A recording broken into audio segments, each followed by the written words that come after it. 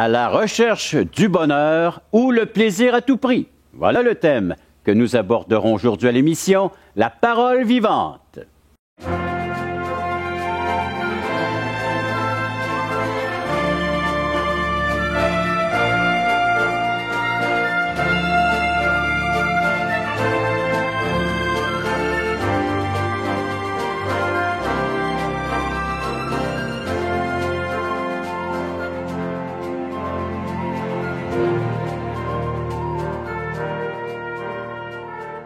Mesdames, Messieurs, bonjour, bienvenue à l'émission La Parole vivante.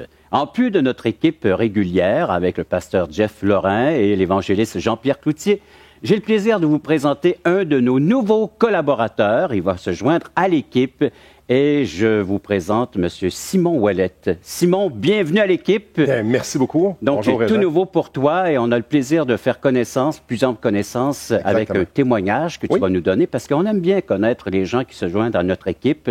Tu seras là, un rendez-vous mensuel. Une fois par mois, tu vas nous expliquer ce qu'est l'Évangile et son impact que l'Évangile peut avoir dans une vie qui est placée entièrement, en toute confiance, dans le message de la bonne parole que le Seigneur nous a laissé. Exactement. Ça sera ton ministère, ce sera ton œuvre, ça sera ta collaboration à l'équipe. Oui. Et c'est un plaisir pour nous de t'accueillir. Eh bien, c'est un plaisir pour moi de faire partie de cette équipe et de pouvoir parler du glorieux message de Jésus-Christ. On peut mentionner que tu es pasteur d'une église évangélique à Québec. À Québec, oui. Depuis quelque temps? Oui, depuis maintenant 2 ans. L'Église baptiste de Charlesbourg.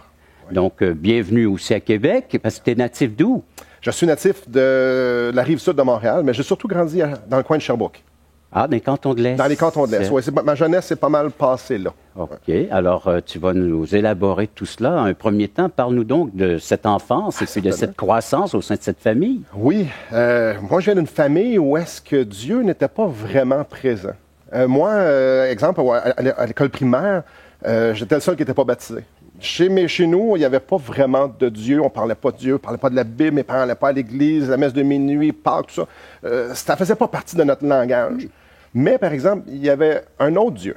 Il y avait un Dieu à la maison, ça s'appelait le Dieu du plaisir. La recherche du plaisir à tout prix. Donc, chez nous, on est une famille joviale. Je suis le plus jeune de 3. J'ai un grand frère, une grande sœur. Et puis, il y avait beaucoup de place à la jovialité. Oui. Et les parents étaient présents? Les parents étaient passablement présents. Évidemment, ils travaillaient beaucoup. Parce que pour pouvoir avoir du plaisir, ça prend des sous. Oui. Donc, moi, j'ai réalisé très jeune dans ma jeunesse qu'il fallait travailler pour avoir des sous. Et que pour avoir des sous, on avait plus de plaisir. Puis plus qu'on a de sous, plus qu'on a de plaisir, plus qu'on peut se permettre d'acheter des gadgets, aller dans tel voyage, se permettre plein de trucs. Alors moi, j'ai grandi avec ça, dans une famille quand même très aimante, famille ordinaire, une famille québécoise. Et puis, j'ai appris dans la vie que le plaisir, c'était la chose la plus importante. Alors, donc, dès ma jeunesse, dès ma tendre enfance, j'étais porté vers les choses qui étaient vers le plaisir. J'aimais faire rire. J'avais compris que si on attirait l'attention, ben, on se faisait aimer. Donc, il y avait de l'humour chez vous? Ah, beaucoup d'humour. Beaucoup d'humour. On aimait rire. J'étais un petit bout d'entrain. Très souvent, les soirs, ou quand on avait de la visite, j'aimais pouvoir divertir les gens qui étaient là parce que j'avais l'attention fixée sur moi. Et j'aimais vraiment ça. J'ai aussi appris que lorsqu'on faisait des mauvais coups, ben, on avait un certain rush d'adrénaline, on avait un plaisir. Donc, dès ma jeune âge, j'ai commencé à faire des mauvais coups. J'ai commencé à l'école d'être un peu...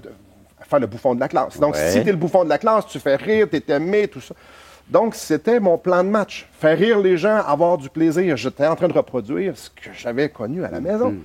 Donc... ça vient de papa ou de maman? Ah, ça vient de tout le monde. Ah oui? Oui, on a une famille de bon humeur. On aimait jouer, on aimait faire la fête. C'était pas mal généralisé, mon Alors, frère, c'était le party? Ben, si on peut dire. On aimait avoir de la visite à la maison, puis faire la fête.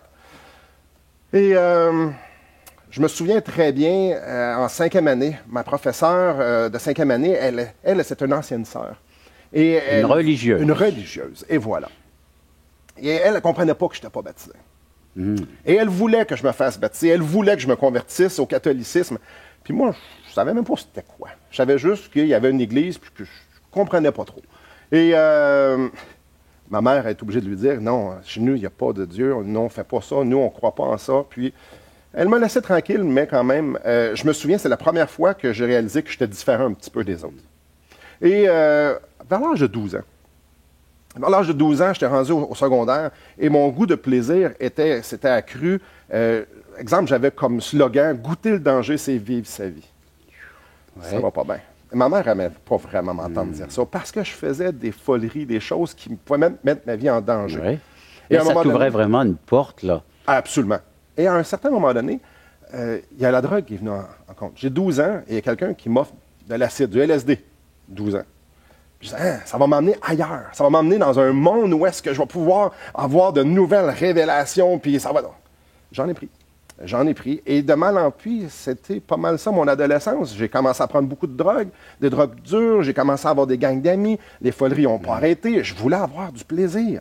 Et étant donné que le plaisir, quand tu l'as le soir, le lendemain, tu n'en as plus. Donc, il faut que tu recommences. Il y a comme un vide que tu veux garder, avoir, combler. Exactement. Donc, il faut que tu cherches le plaisir, tu cherches le bonheur. Et à 15 ans, bien évidemment, l'école, ça venait vraiment... C'était un obstacle à mon plaisir. Il faut que tu t'invites à l'école le matin.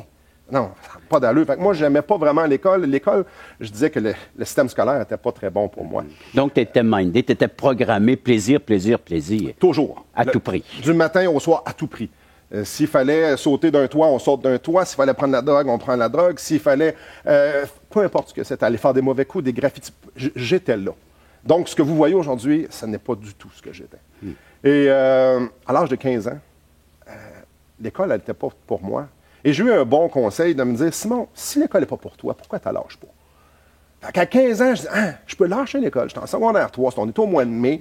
Là, il fallait soit que je mette mes efforts à finir l'école, puis je pouvais passer, ou bien non, aller faire le party.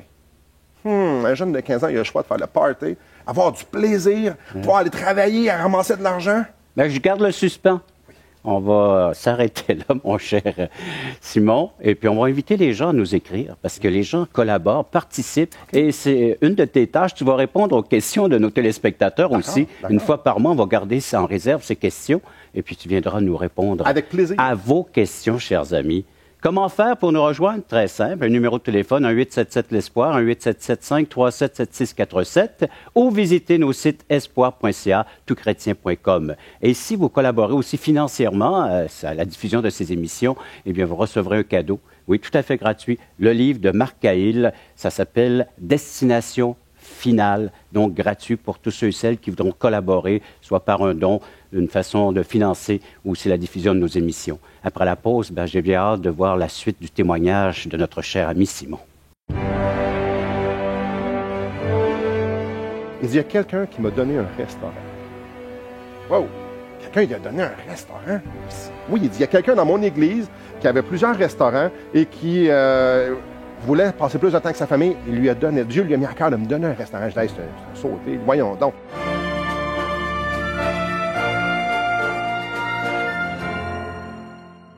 Assistez à un merveilleux déjeuner de l'espoir dans votre région.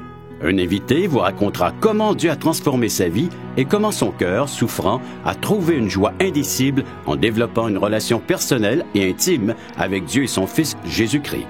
Des églises locales organisent de tels déjeuners dans plusieurs régions du Québec. Découvrez où et quand vous pouvez assister à un déjeuner de l'espoir dans votre région en visitant le site espoir.ca et en cliquant sur l'onglet « Déjeuner ».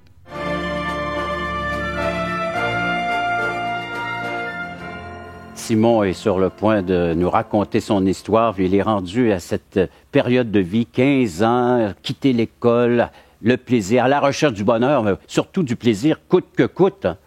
Un choix que tu dois faire maintenant. Quitter l'école, puis t'investir encore plus dans le plaisir. Que fais-tu comme choix? Alors, j'ai eu la brillante idée de lâcher l'école. Et j'ai dit ça à la blague, idée, là. Ce n'est pas une bonne idée. On va avoir des commentaires, là. Ça n'est pas la bonne idée du tout. Donc, à 15 ans, mon père me dit, si tu lâches l'école, tu t'en vas travailler. Fait que je m'en vais travailler.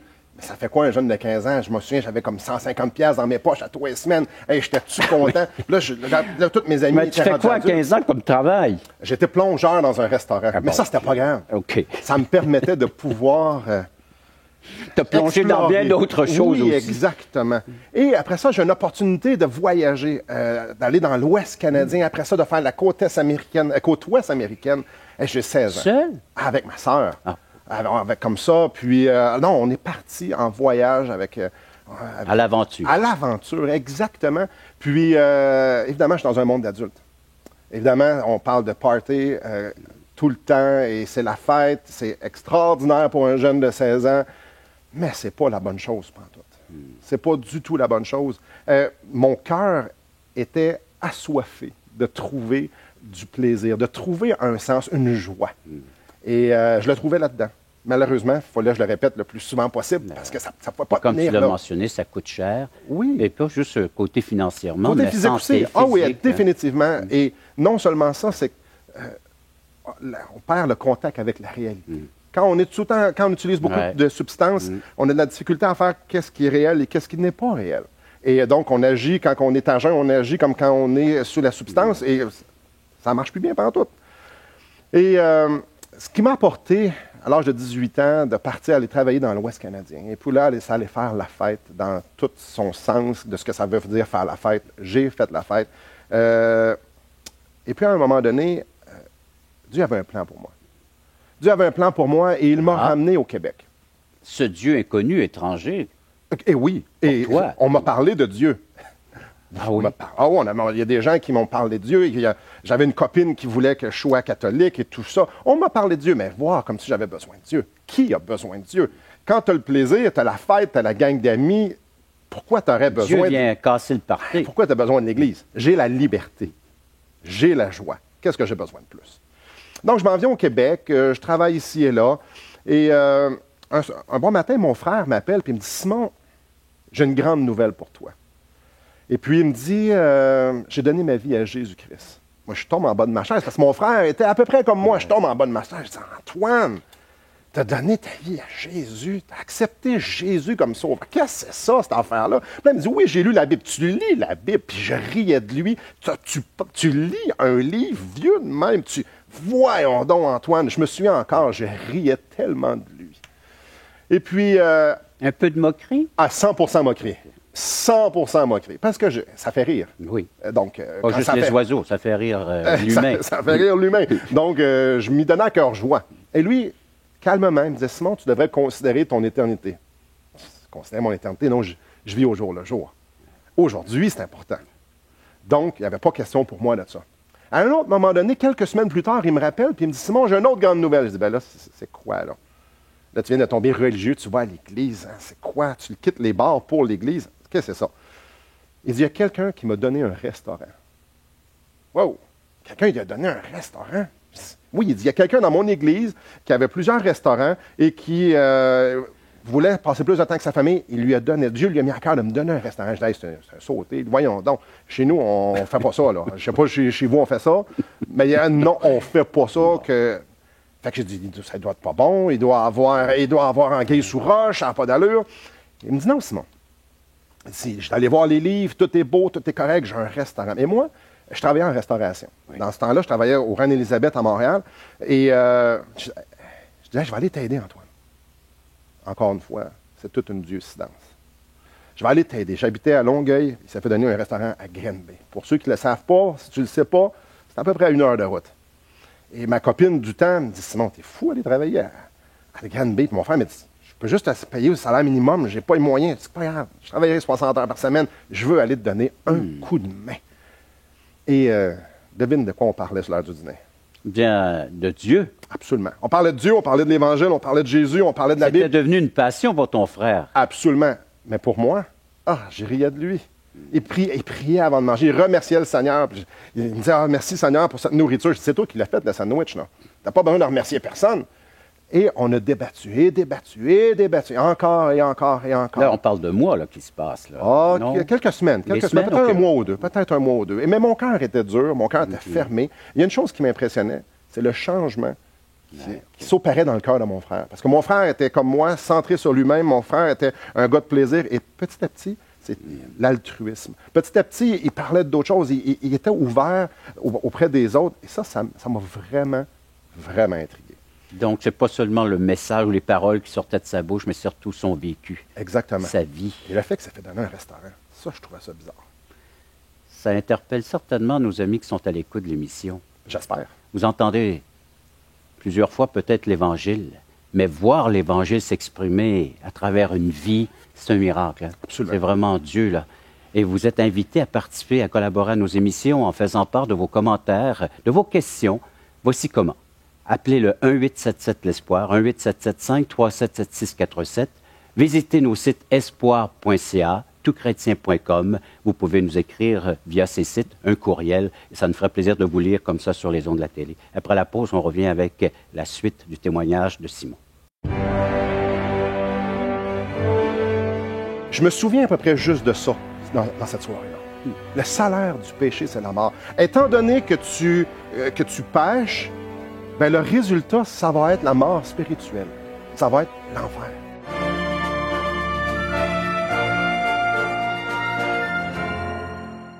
Voulez-vous combler le vide dans votre âme? Avez-vous soif d'une sérénité intérieure? La souffrance de votre cœur vous lasse-t-elle?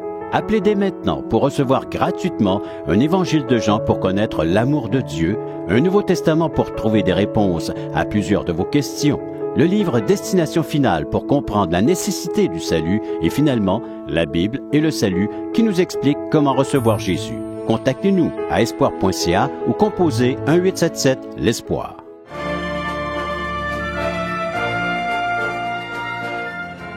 Alors, notre cher Simon n'est pas seulement confronté avec le message, mais maintenant avec une vie qui est en train d'expérimenter le message, la vie de Dieu. Absolument. Et comme j'ai dit tantôt, je devais voyager Longueuil, Granby. Ouais. Et ce qui m'a causé un problème, j'avais besoin d'une voiture. Inévitablement, ma voiture, ça ne fonctionnait pas, donc je devais avoir une autre voiture. Et un soir, il est venu avec un de ses amis, mon frère, il est venu avec un de ses amis pour me vendre la voiture de son ami. Mais en fait, c'était pas ça du tout qu'il avait en tête. On n'a presque pas parlé de la voiture. Je ne l'ai même pas conduit, la voiture.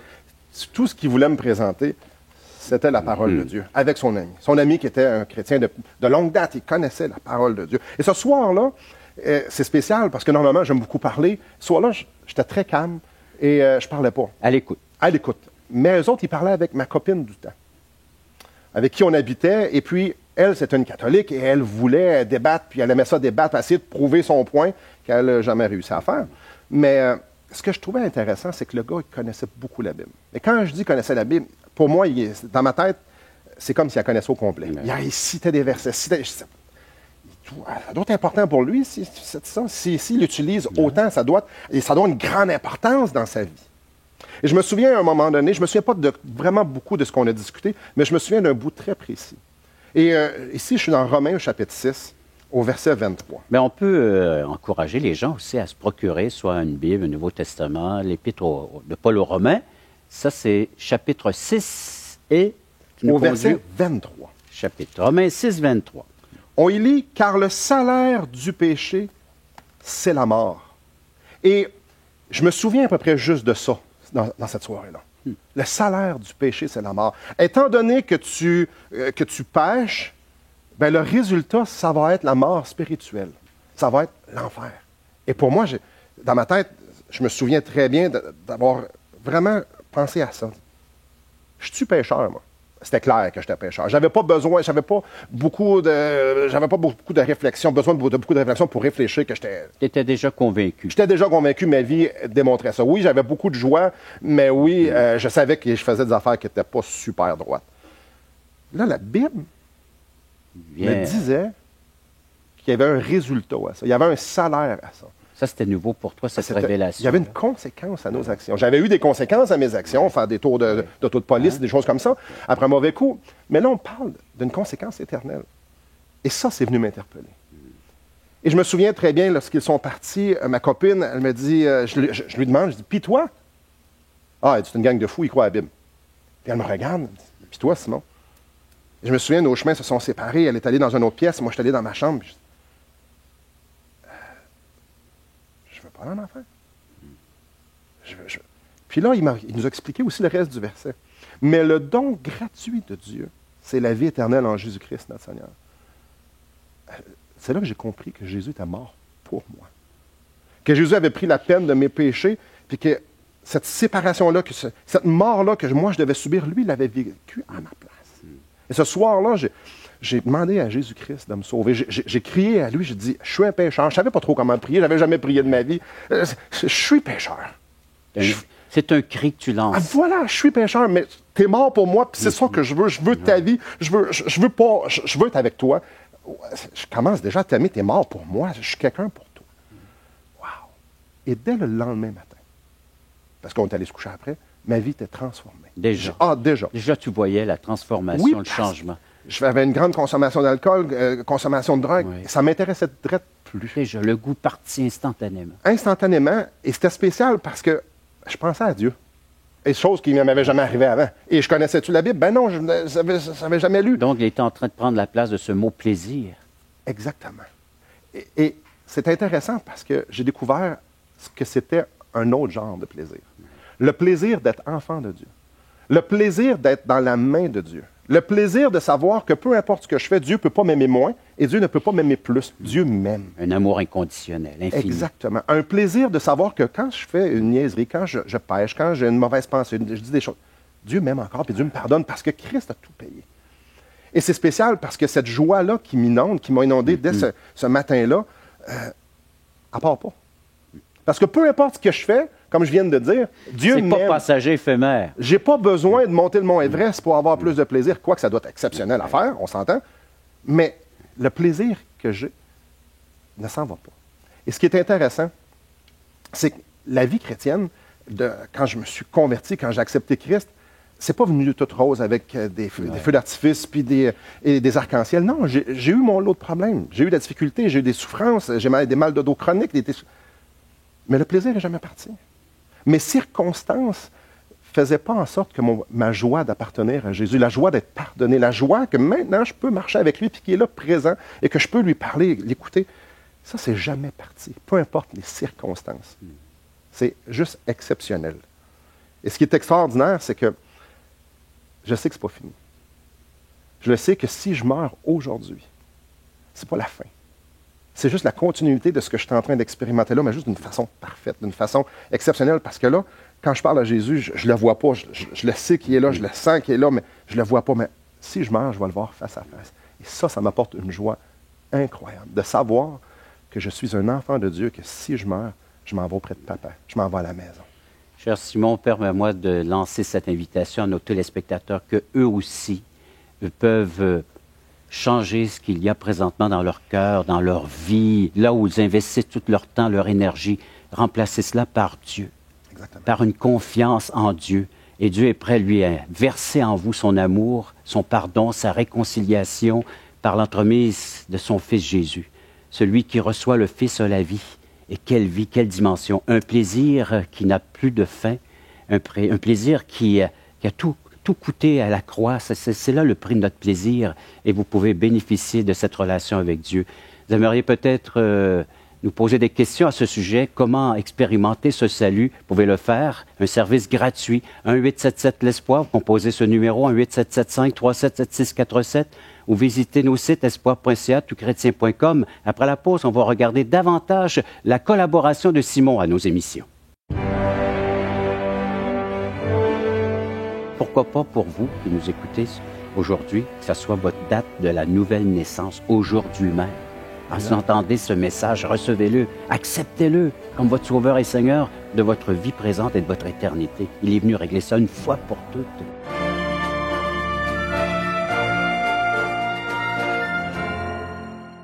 Espoirpourlecoeur.org aborde des problèmes que tous peuvent rencontrer un jour. Solitude, culpabilité, manipulation, rébellion et adultère. Chaque problème est clairement défini avec ses symptômes et ses caractéristiques. Des pistes de solutions sont données. Le but du site espoirpourlecoeur.org est d'encourager les chrétiens à s'entraider. Pour participer à l'une de nos conférences, consultez notre site espoirpourlecoeur.org.